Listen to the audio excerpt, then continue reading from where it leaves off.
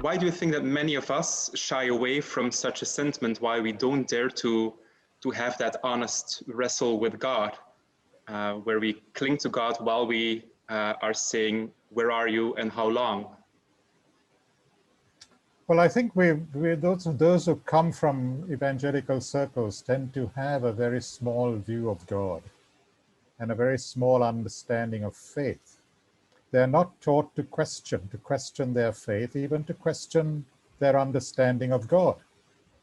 So we lack that honesty to bring to God in prayer and in conversation with others in the church the difficult questions that we face, where what we read in the Bible doesn't seem to ring true with our daily experience. There seems to be a contradiction between what the Bible seems to be saying and the way that we experience reality. Now, it's only when we have the honesty to bring those questions that arise from our day-to-day experience of the world to our reading of Scripture that I believe that our faith will actually deepen.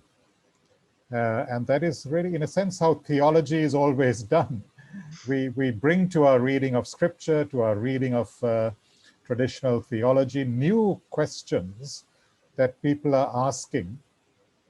And we wrestle with those questions, and then we find, yes, maybe our view of God was too small, and we've got to rethink the way we understand, for example, concepts like the sovereignty of God or the providence of God, or the way that God is present in time and so on.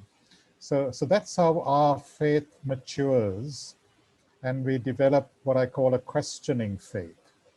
So doubt is not the opposite of faith. In fact, I say in my book quite often that the opposite of faith is not doubt so much as certainty. And we will never have that certainty this side of the resurrection.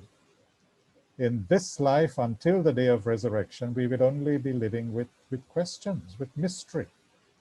And I think a lot of evangelical churches, Christians, are uncomfortable with mystery, with saying, look, we know only in part, as Paul says. Now we see in a glass dimly. It's only then, on the final day of judgment, the final day of reconciliation, it's only then that we will understand. And even then, we are not guaranteed 100% understanding, but at least sufficient for the real knowledge of God.